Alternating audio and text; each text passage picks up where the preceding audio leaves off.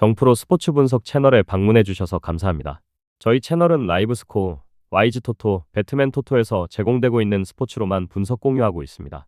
무엇보다 적중률을 높이고 싶으신 회원분들은 정프로 가족방에 입장해 보시면 보다 확실한 정보를 쉽고 빠르게 받아보실 수 있습니다. 거짓으로 말씀드리는 게 아닙니다. 일주일만 참여를 해보시면 정프로 분석방은 다른 곳과 다르다는 걸 확실히 느끼실 수가 있습니다. 정프로 최종 조합이 궁금하신 분들은 영상 하단 고정 댓글 확인해 보시면 입장 링크가 있습니다. 클릭 후 입장해 보시면 됩니다. 분석가 흉내는 내는 가짜들이 유튜브에서 판을 치고 있습니다. 이상한 곳에 입장하셔서 고통받지 마시고 안전하고 확실한 곳에서 정보 받아보시길 바랍니다. 이어서 경기 분석을 시작하겠습니다. 첫 번째 경기, 모비스 대 원주 DB. 울산 모비스는 시즌 전체적으로 12승 21패를 기록 중이며 평균 득점 72.8점, 실점 76.9점으로 득실 마진에서 마이너스를 기록하고 있다. 홈에서는 평균 득점이 70.6점까지 내려가며 공격 효율이 원정보다 떨어지는 경향을 보인다. 최근 10경기 동안은 4승 6패로 근소하게 반등을 시도하고 있으나 안정적인 경기 운영보다는 공격 집중력과 턴오버 관리에 따라 경기 흐름이 좌우되고 있다. 박무빈과 서명진 듀오는 여전히 팀의 전술 중심에 자리하지만 클러치 구간에서의 볼 처리와 외곽 성공률이 경기 승패에 큰 변수가 된다. 레이션 해먼즈는 부상에서 복귀 후 꾸준히 출전 중이며 최근 경기에서 득점 비중을 높이며 팀 공격의 활력소로 돌아왔다. 여기에 새로 합류한 제이크 피게로와는 아시아 쿼터로서 공격보다 수비 리바운드 등 기본기에 충실한 역할을 수행하며 백코트 구성의 다양성을 높이고 있다. 전체적으로 조직력이 서서히 회복되는 추세지만 시즌 내내 문제로 지적된 수비 전환과 상대 빅맨 대응에서 아직 개선의 여지가 있다. 홈 경기에서 평균 실점이 꾸준히 70점대 중반을 유지하는 점은 상대 팀의 득점 효율을 제한하는 수준으로는 부족하다. 최근 상대였던 상위 팀들을 상대로도 확실한 수비 압박보다는 공격 리듬 유지에 집중하는 편이며 해먼즈와 박무빈 중심의 2대2 전개가 경기 운용의 핵심이다. 전반적으로 로테이션 안정성과 세컨드 유닛의 활약이 경기 후반 뒷심에 큰 영향을 미치고 있으며 컨트롤 타워 역할의 완성도에 따라 득점 생산이 크게 달라지는 경향이 뚜렷하다. 원주 DB는 시즌 21승 12패로 상위권을 유지하고 있으며 최근 10경기에서 8승 2패로 리그 최고 수준의 상승세를 이어가고 있다. 평균 득점 79.1점, 실점 77.3점으로 전체적으로 득점 효율이 안정적이고 공격 효율 지수 역시 리그 최상위권에 속한다.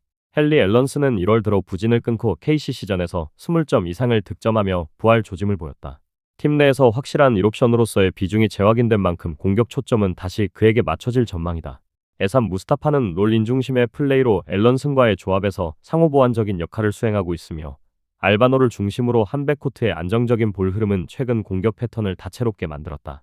DB는 자유투 유도 비율이 높고 턴오버 관리 또한 리그 평균보다 효율적이어서 공격권 마무리의 완성도가 높다. 국내 자원인 정효근과 강상재가 포워드 라인에서 고르게 로테이션에 기여하면서 벤치 뎁스에서도 우위를 점하고 있다. 특히 최근 경기에서는 3점 성공률이 35% 이상을 기록하며 외곽 라인의 위협이 커졌다. 시즌 전체를 통틀어도 원주 DB는 공격 효율 지표와 넷 레이팅 모두 리그 상위권을 유지하고 있어 경기 후반 주도권을 잃지 않는 패턴이 일관적이다. 상대보다 압박 디펜스보다는 효율적인 득점으로 기세를 가져가는 팀이기 때문에 울산 원정에서도 빠른 템포보다는 높은 야투 성공률로 경기 흐름을 이어갈 가능성이 높다. 두 팀의 대결은 경기 템포보다는 효율 싸움에 가까울 것으로 보인다. 울산 모비스가 최근 로테이션 안정과 함께 점차 득점 밸런스를 되찾고 있지만 원주 DB의 공격 전개 속도와 슈팅 완성도는 현 시점에서도 비교 우위에 있다. 다만 모비스가 홈 경기에서 버티는 힘이 있고 최근 맞대결에서도 5점 이내 접전이 반복된 점을 고려할 때 대등한 승부 구도가 형성될 가능성이 높다. 모비스의 볼 흐름과 해먼즈의 득점 감각이 경기 초반에 리듬을 타게 된다면 DB의 속공 전개 역시 제한될 수 있어 득점이 빠르게 오가는 양상이 될 가능성이 크다. 반면 DB는 공격 효율이 높지만 실점 또한 상당 수준 발생하기 때문에 전체적으로 득점이 활발히 오가는 방향이 유력하다. 양팀의 평균 득점과 최근 효율 수치를 종합적으로 감안하면 총 득점이 리그 평균을 상회할 확률이 높고 결과적으로 원주 DB가 경기 후반 해결력에서 앞서며 5점 이내의 근소한 차이로 승리를 가져갈 가능성이 크다. 오버 양상 속 울산 모비스의 5점 차 이내 패배를 예상한다. 두 번째 경기, 서울 SK 대 한국가스공사. 서울 SK는 시즌 전체에서 꾸준히 상위권 전력을 증명하고 있다. 33경기에서 19승 14패, 승률 57.6%로 안정적인 페이스를 유지하며 특히 홈에서는 11승 6패로 더 강한 모습이다. 평균 득점 78.5점, 실점 74.4점이라는 수치는 리그 내에서 공수 밸런스가 가장 잘 잡힌 팀 중 하나임을 보여준다. 홈 기준으로는 득점이 80점대 초반까지 오르며 자밀 원희를 중심으로 한골 및 공격과 안영준, 김낙현 등의 외곽 득점이 조화를 이루는 구조가 확실히 자리 잡았다. 다만 전날 울산 원정에서 모비스에 71대 78로 패하면서 체력 소모가 크고 다음날 부산 원정 일정까지 이어지는 백투백 구조가 변수로 작용한다. 주축 선수들의 출전 시간이 길게 이어져 체력 부담이 누적될 가능성이 높은 만큼 이번 한국가스공사전에서는 경기 초반부터 로테이션 관리가 적극적으로 이뤄질 가능성이 크다. 전희철 감독이 이전 인터뷰에서 언급했듯이 리스크 관리형 운영을 중시하는 스타일을 감안하면 큰 점수차 리드 상황에서는 주전들의 휴식 시간을 늘리고 벤치 기회 확대에 나설 가능성도 배제하기 어렵다. 이 같은 스케줄 구조는 SK의 대승 가능성을 다소 제한시키고 경기 후반부에 접전 양상으로 이어질 수 있는 여지를 만든다. 한국가스공사는 시즌 11승 22패, 승률 33.3%로 하위권에 머물러 있지만 최근 경기력은 단순한 성적표보다 더 많은 가능성을 보여준다. 특히 외국인 선수 조합의 세점 시도 폭이 넓고 공격이 폭발하는 날에는 상위권 팀과 맞붙어서도 충분히 접전을 만들어낼 수 있다.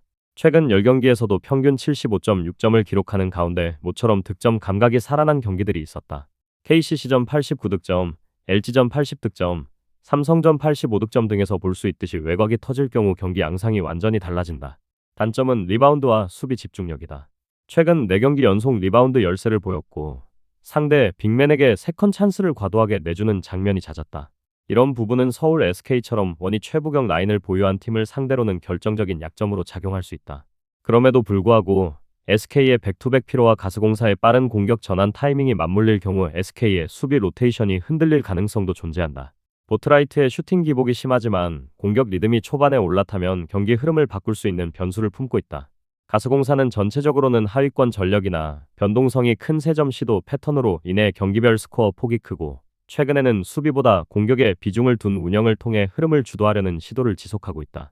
결국 이번 맞대결의 핵심은 SK의 체력과 리스크 관리, 그리고 가스공사의 외곽 성공률 사이의 균형점에 있다.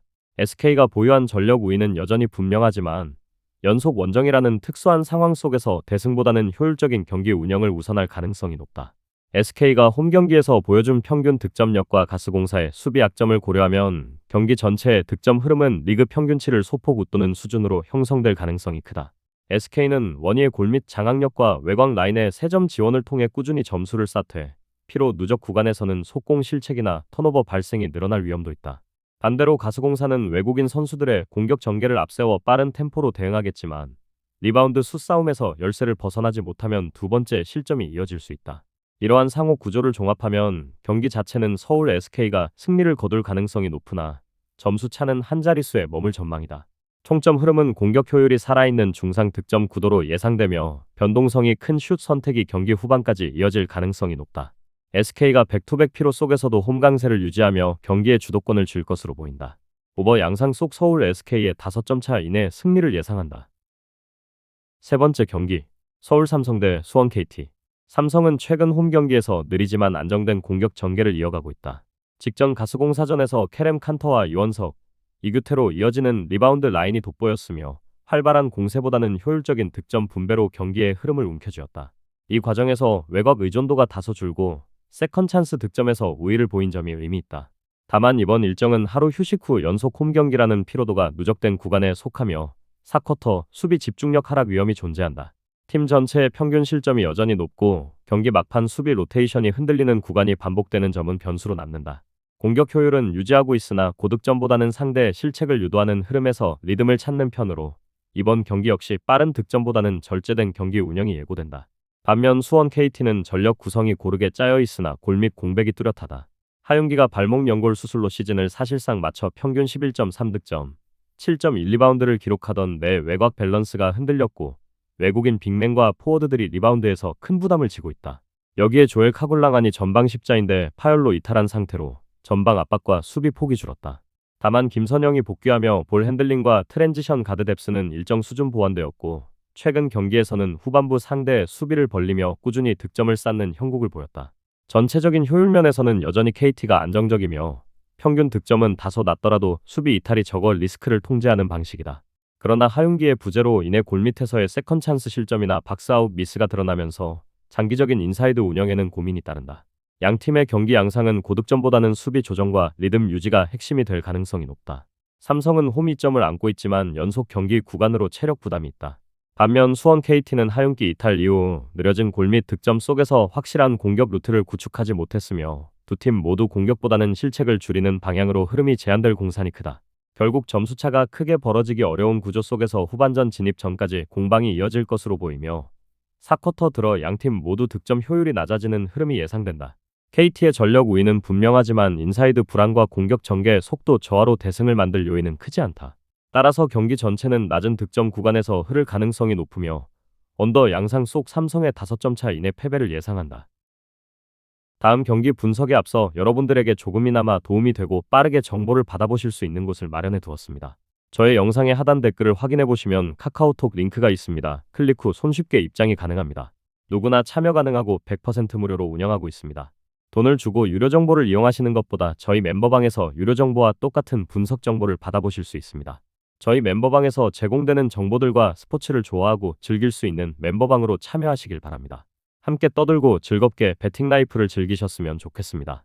무조건 당첨은 장담해드릴 수 없지만 당첨될 확률을 극대화하실 수 있습니다. 네 번째 경기, 하나은행 대 삼성생명. 하나은행은 올 시즌 리그에서 가장 조직적인 수비 농구를 완성도 높게 수행하고 있는 팀으로 평가된다. 상대의 공격 흐름을 차단하는 강한 일선 압박과 균형 잡힌 수비 로테이션은 여전히 리그 정상급 수준을 유지하고 있다. 특히 홈 경기에서는 수비 효율이 눈에 띄게 높으며 경기 후반 집중력 또한 안정적으로 유지된다. 다만 주전 센터인 양인영이 시즌 평균 9.4득점, 6.12바운드를 남기고 무릎 부상으로 결장 중인 점은 골 및 높이와 세트 오펜스의 완결성에 부담으로 작용한다. 김정은은 테이핑을 감고 출전하나 공격 리듬에 큰 손실은 없으며 이이지마와 박소희를 중심으로 한 백코트 조합이 팀의 경기 템포를 안정적으로 이끌고 있다. 이러한 수비 중심의 경기 운영 속에서 하나은행은 리그 평균 실점보다 낮은 수비 지표를 유지하고 있으며 홈에서 빠른 공수 전환보다는 세트 플레이를 중심으로 한 안정적인 공격 전개를 선호하는 경향이 뚜렷하다. 이를 통해 상대의 빠른 공격 리듬을 제어하며 후반부로 갈수록 경기 주도권을 가져오는 형태가 반복되고 있다. 반면 삼성생명은 이번 경기에서 시즌 초 이후 처음으로 완전한 전력을 회복했다. 이주연이 복귀하면서 공격 전개의 속도가 스무스해졌고 외곽 조립성과 전환 공격 완성도가 한층 높아졌다. 직전 경기에서도 20분 이상을 소화하며 안정적인 볼 운반과 중거리 득점을 선보였다는 점에서 긍정 요소로 작용한다. 또한 가와무라 미유키가 복귀하며 골 및 경쟁력도 강화되었다. 그가 가세한 이후 리바운드 균형이 회복되었고 높이에서 오는 세컨 찬스 대응력 역시 향상되었다. 윤혜빈이 최근 2경기 연속 2자릿수 득점을 기록하며 외곽 감각을 유지하고 있어 팀의 공격 다변화가 가능해진 것도 이번 경기의 경쟁력을 높이는 요소라 할 수 있다. 다만 삼성생명은 원정 경기 시 경기 초반 리듬이 다소 불안정하게 시작되는 경향이 있고 수비 후 리바운드 후속 전환 속도에서도 여전히 불안 요소가 존재한다. 이에 따라 하나은행의 느린 템포에 맞춰 경기가 진행될 경우 삼성생명의 화력은 후반으로 갈수록 제어될 가능성이 높다. 결국 이번 경기는 두 팀 모두 수비 안정성을 바탕으로 한접전 양상이 전개될 가능성이 크다. 하나은행은 홈의 리듬 속에서도 센터 부재로 인해 골 및 득점 비중이 다소 줄어들겠지만 주변 자원의 외곽 지원과 전환 수비에서의 응집력이 삼성생명보다 한층 견고하다. 반면 삼성생명은 복귀한 이주연의 볼 핸들링과 가와무라 미유키의 골 및 싸움에서 시즌 초반보다 눈에 띄는 개선을 보여줄 것으로 보인다. 그러나 하나은행의 후반 집중력과 수비 전환의 조직력이 삼성생명의 외곽 효율을 일정 부분 제약할 가능성이 높으며 양 팀이 서로의 방어망을 뚫기 어려운 구조적 흐름 속에서도 전체 득점은 과거 맞대결보다 소폭 높아질 전망이다. 경기 후반부에는 하나은행의 안정적인 마무리 능력이 빛을 발하며 근소한 우세를 유지할 것으로 보이며 오버 양상 속 부천 하나은행의 5점 차 이내 승리를 예상한다. 다섯 번째 경기, 우리은행 대 신한은행.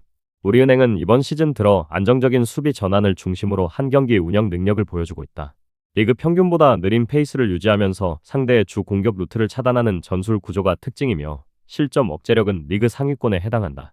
다만 백코트 전력에서 정채원이 발목 부상으로 결장하고 있어 이래서 2경기 동안 볼 운반과 이선 압박 전환 속도에서 다소 완성도가 떨어질 가능성이 있다.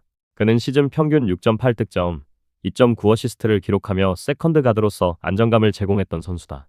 또한 엄지가 무릎 통증으로 전열해서 이탈하면서 포워드 수비 구간 로테이션이 줄었으나 김단비와 강계리를 중심으로 한 주전 포워드진은 여전히 조직적인 움직임을 유지하고 있다. 박혜미와 이다연 그리고 아야노가 이끄는 외곽과 윙 수비의 조합은 여전히 리그에서 가장 짠물로 평가받을 정도의 응집력을 보여주고 있으며 리바운드 집중력 또한 홈 경기에서 특히 돋보인다. 최근 10경기에서 경기당 실점이 57.2점으로 떨어지며 수비 강도가 한층 조여지고 있으며 이는 일정 수준의 득점 효율 하락을 상쇄할 결정적 지표로 작용한다. 홈 이순신 실내체육관에서의 경기에서는 낮은 득점 페이스와 수비 중심 구도가 유지되는 만큼 팀의 리듬은 느리지만 안정적인 형태로 전개될 가능성이 높다. 신한은행은 시즌 내내 불안정한 경기력이 이어지고 있었으나 직전 경기에서 공격 활로를 찾으며 연패를 끊어냈다. 정채령과 히라노 미츠키의 복귀로 외곽 공격의 폭은 넓어졌고 김진영과 신지연의 득점 감각이 회복 조짐을 보이고 있다. 팀 전술은 빠른 템포로 전개되는 트랜지션 공격에 초점이 맞춰져 있으나 야투 성공률은 여전히 기복이 심하고 리바운드 확보 실패가 잦아 상대에게 역습 기회를 허용하는 장면이 많다. 이전 맞대결에서도 이러한 구조적 약점이 그대로 드러나 우리은행에 3차례 모두 패했으며 특히 리바운드 싸움에서 평균 2자리 수 차이를 허용하였다. 수비 효율이 낮은 상황에서 외곽 의존도가 높다는 점은 원정 경기에서 불리하게 작용할 수 있어 안정적인 공격 선택이 필요하나 이 부분의 개선은 여전히 과제로 남아있다. 양 팀의 스타일은 상반된 색깔로 맞서게 된다. 우리은행은 페이스를 늦추며 상대의 리듬을 깨는 팀이고 신한은행은 속도를 높여 템포 싸움으로 변수를 노리는 팀이다. 하지만 우리은행의 홈경기 운영 능력과 수비 효율성 그리고 강계리와 김단비를 중심으로 한 세트 오펜스 완성도는 신한은행이 선호하는 빠른 전환을 억제하는 데 충분하다. 리그 평균보다 낮은 공격 페이스와 상대의 리바운드 한계를 고려할 때 이번 경기는 득점이 크게 늘어나기보다는 양팀 모두 절제된 공격 선택을 통해 흐름을 통제하는 방향으로 전개될 전망이다. 우리은행은 결장자의 공백에도 불구하고 주전 라인의 컨디션이 유지되고 있으며 수비 전환과 리바운드 집중력에서 우위를 점할 것이다. 반면 신한은행은 인사이드 약점을 외곽으로 보완하려 하겠지만 상대의 조직적인 수비 대응 속에서 효율을 유지하기 어렵다. 경기 초반에는 신한은행의 빠른 템포 시도가 이어지겠으나 결국 후반으로 갈수록 홈팀의 체력 관리와 수비 압박이 빛을 발할 가능성이 높다. 종합적으로 경기 흐름은 점수 변동폭이 작고 긴 박빙 구도를 띌 것으로 예상되며 언더 양상 속 아산 우리은행의 6점 차 이상 승리를 예상한다. 저의 영상이 마음에 드셨다면 구독과 좋아요, 알림 설정 해주시면 저에게 큰 힘이 됩니다. 추가적인 조합픽과 다양한 경기에 대한 세부적인 분석과 결과가 궁금하신 분들은 영상 하단의 댓글창 꼭 확인해 주시길 바랍니다. 스포츠 토토가 처음이신 분들 혹은 적중률이 낮으신 분들께서는 멤버방 적극적으로 추천드리고 멤버방 입장하시면 분석 비교부터 해보시길 바랍니다. 멤버방에 다양한 픽스터 분들이 많이 있으니 도움을 받아서 수익을 극대화하는 것도 괜찮은 방법일 수 있습니다. 그러니 며칠 지켜보신 후 마음에 드는 조합픽 탑승하는 방법도 좋을 수 있습니다. 누누이 말씀드리지만 스포츠는 절대로 운으로 하는 게임이 아닙니다. 이제는 스포츠도 전문 분야가 존재합니다.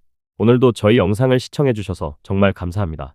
구독과 좋아요 한 번씩만 부탁드리며 저는 다음 영상에서 인사드리겠습니다.